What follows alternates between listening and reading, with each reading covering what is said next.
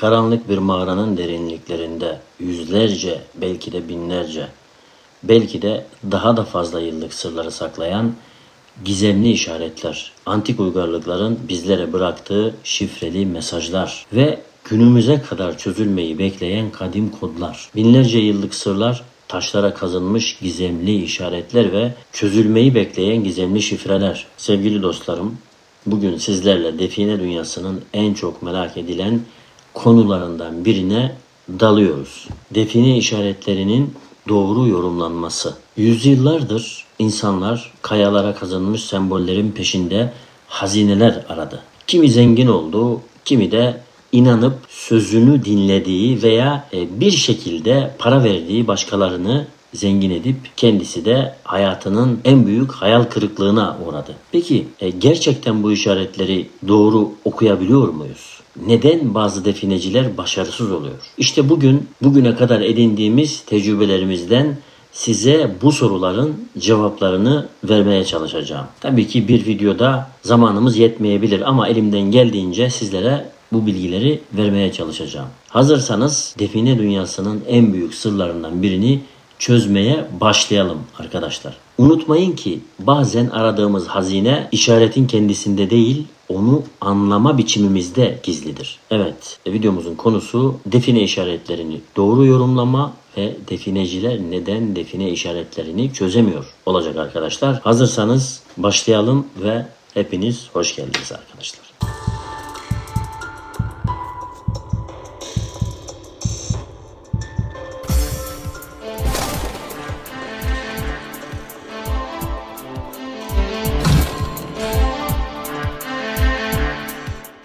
Define işaretleri konusunda yaşanan yanlış yorumlamalar birçok define avcısının hem zamanını hem de kaynaklarını boşa harcamasına neden olmaktadır. Bildiğiniz gibi çoğumuz yaşamışızdır. Bu önemli konuyu derinlemesine inceleyerek sık karşılaşılan yanılgıları ve bunların sebeplerini açıklayacağız arkadaşlar. Dilerim sizlere faydamız olur. Define işaretlerinin yanlış yorumlanmasının en temel sebebi doğal oluşumların define işareti sanılmasıdır. Özellikle kayalık bölgelerde doğal aşınma ve erozyon sonucu oluşan şekiller define işareti olarak yorumlanabilmektedir. Örneğin rüzgar ve su erozyonunun kayalarda oluşturduğu oyuklar, çizgiler ve geometrik şekiller define işareti olarak algılanabilmektedir. Bu durum gereksiz kazı çalışmalarına ve zaman kaybına yol açmaktadır. Çoğumuz yaşıyoruz, yaşamaktayız. Tarihi kalıntıların bulunduğu bölgelerde karşılaşılan her işaret ve sembol define işareti olarak değerlendirilmemelidir arkadaşlar.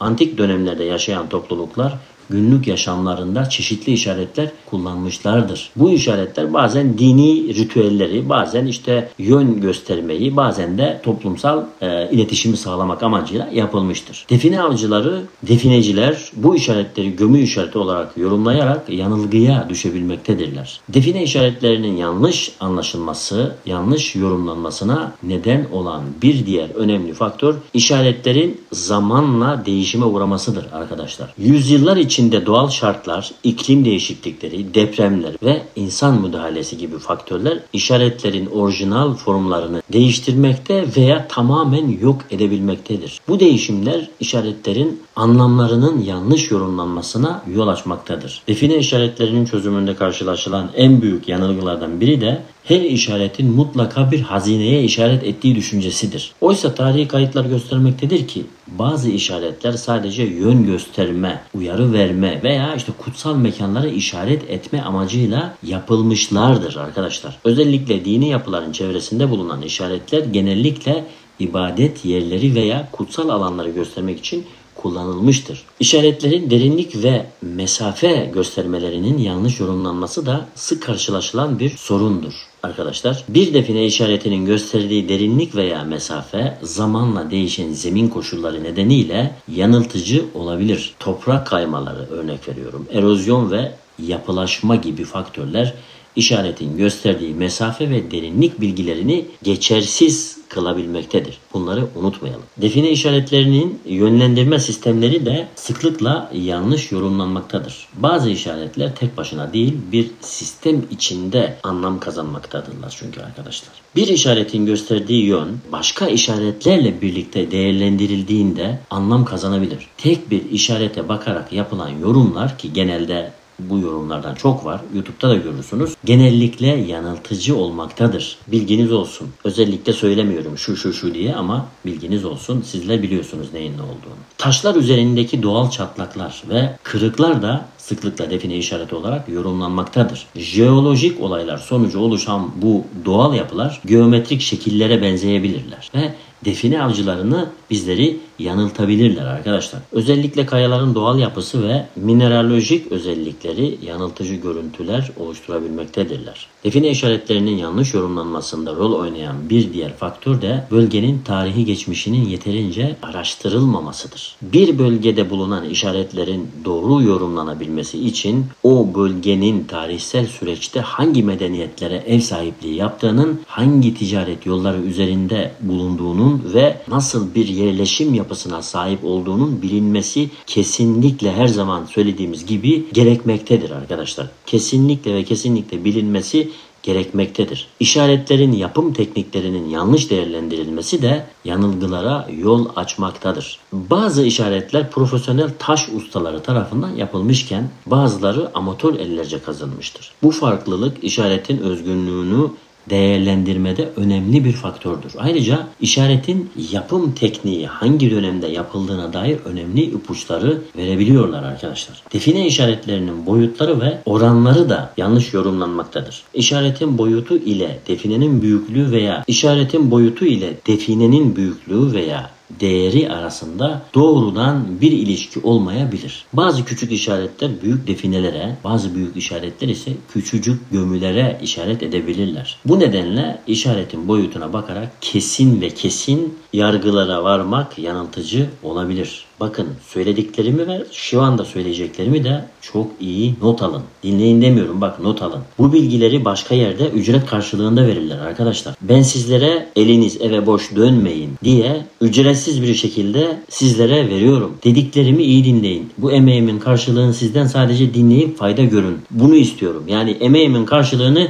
maddi olarak değil, fayda görmenizi sağlamak için yapıyorum. En azından bu emeğim karşılıksız kalmamış olur ve yerini bulur. Hava koşulları ve mevsimsel değişiklikler de define işaretlerinin yorumlanmasını etkilemektedir. Mesela güneş ışığının geliş açısı, gölgelerin oluşumu ve bitki örtüsündeki değişiklikler, işaretlerin görünürlüğünü ve algılanmasını değiştirebilir. Bu nedenle işaretlerin farklı zamanlarda ve farklı hava koşullarında incelenmesi çok önemlidir arkadaşlar. Daha önceki videolarımda da söylediğim şeylerdir bunlar. Bazı şeyleri özellikle tekrar etme sebebim o an duymamış, o an anlamamış veya konuşmaların içinde farkında olmayan kişiler için farkında olmaları için bazı kelimeleri özellikle söylüyorum. İyice dikkat edin. Define işaretlerinin yanlış yorumlanmasının bir diğer nedeni de modern yapılaşma ve insan müdahalesidir. Özellikle şehirleşmenin yoğun olduğu bölgelerde orijinal işaretler tahrip olmuş veya tamamen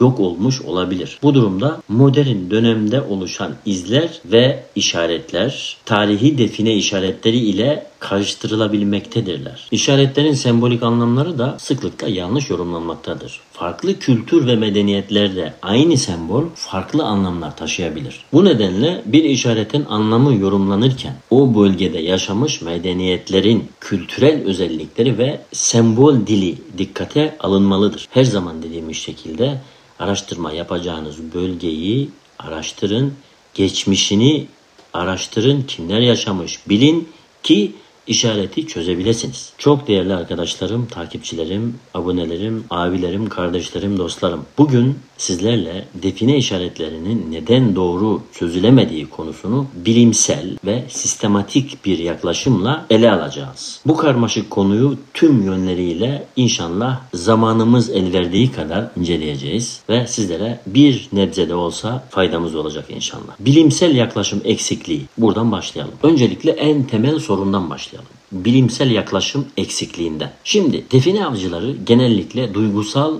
ve aceleci davranarak bilimsel metotları göz ardı etmektedirler. Hepimiz biliriz bunları. Yani sizde yoksa bir diğerinde mutlaka böyle vardır. Şimdi metodolojik hatalar öncelikle. Sistematik belgeleme yapılmaması. Bakın sebeplerini söylüyorum. Fotoğraf ve video kayıtlarının düzensiz tutulması veya alel usul gelişigüzel yapılması iş olsun diye. GPS koordinatlarının kaydedilmemesi. Buluntu yerinin topografik haritasının çıkarılmaması. 2.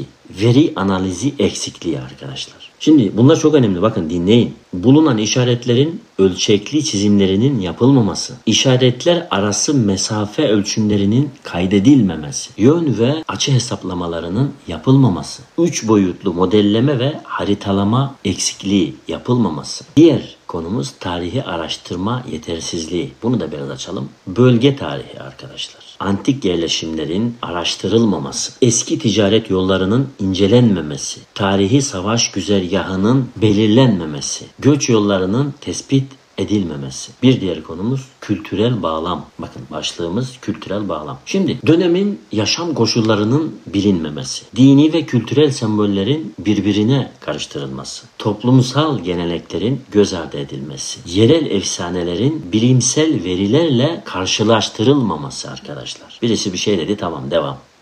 Anlatabiliyor muyum?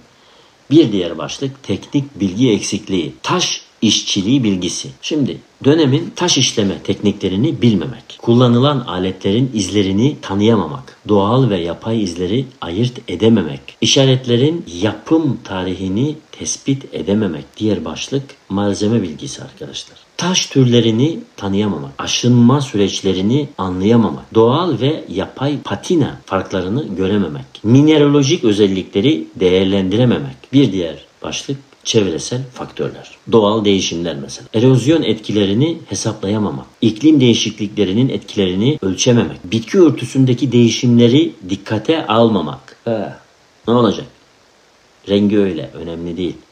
Jeolojik hareketlerin etkilerini göz ardı etmek. Diğer başlık insan kaynaklı değişimler. Şimdi arkadaşlar yine modern yapılaşmanın etkileri tarımsal faaliyetlerin yarattığı tahribat. Bu bir. Önceki kazı çalışmalarının bozduğu yapı, vandalizm ve kaçak kazıların etkileri, profesyonel destek eksikliği, bir de biraz da bundan bahsedelim. Akademik işbirliği. Hepimiz birileriyle işbirliği yapmayabiliriz ama olması gerekenleri söylüyorum arkadaşlar. Arkeologlarla çalışmama, tarihçilerden destek almama, jeologlarla işbirliği yapmama, antropologlarla istişare etmeme gibi. Teknik destek konusu. Haritacılardan yardım almama. Şunu da söyleyeyim arkadaşlar, ben birilerine güvenmeniz gerekiyor, sağlam adam olması gerekiyor dememe gerek yok. Hepimiz insanız, hepimizin aklı fikri var. Çoluk çocuk değiliz yani. Onları da belirtmeme gerek yok. Ben olması gerekeni söylüyorum. Geri kalanını da siz düşünün arkadaşlar. Yani şuna güvenin, şuna güvenmeyin diyecek halim yok. Doğru mu? Yani videoyu uzatmamak bakımında olması gereken şeyleri söylüyorum. Hepimiz bu hayatta yaşıyoruz. Hayat tecrübemiz var.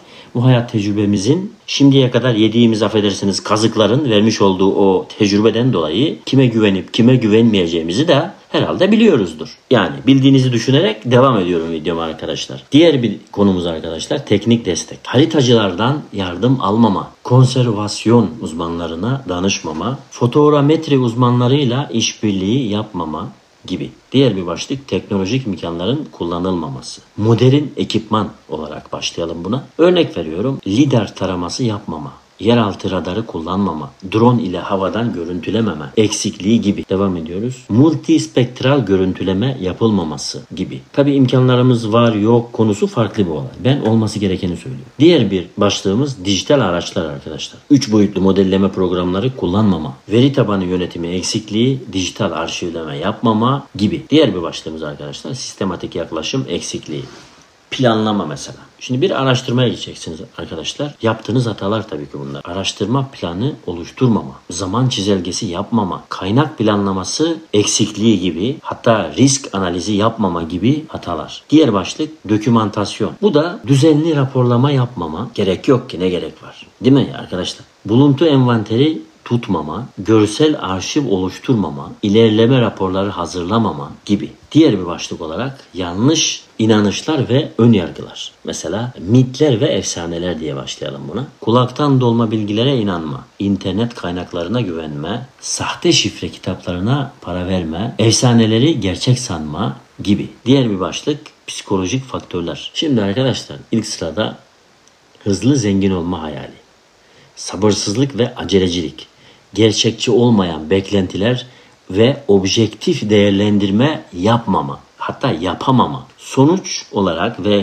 öneri de isterseniz sonuç ve öneriler diyelim buna. Define işaretlerinin doğru yorumlanması için bilimsel metodoloji kullanılmalı mutlaka. Multidisipliner çalışma yapılmalı. Bakın disiplinli demiyorum. Multidisipliner diyorum. Modern teknolojiden faydalanılmalı arkadaşlar. Faydalanmamız gerekir. Profesyonel destek alınmalı, sistematik belgeleme yapılmalı, sabırlı ve metodlu çalışılmalı arkadaşlar. Unutmayın ki başarılı bir define araştırması ancak bilimsel yöntemler ve profesyonel yaklaşımla mümkündür. Her işaretin bir hikayesi vardır ama bu hikayeyi ancak doğru metotlarla okuyabiliriz arkadaşlar. Bakın bugün sizlerle paylaştığım bilgiler gerçekten çok uzun yıllar şahsi deneyimimin ve bilimsel araştırmaların bir özeti gibi düşünebilirsiniz. Gördüğünüz gibi define işaretlerinin doğru yorumlanması sandığımızdan çok daha derin bir bilim ve aynı zamanda bir sanat. Bu işin sırrı sabırda ve bilgide ve hatta profesyonel yaklaşımda gizlidir arkadaşlar. Atalarımız bu işaretleri rastgele oraya buraya kazımadı. Canı sıkıldığı için de kazımadı.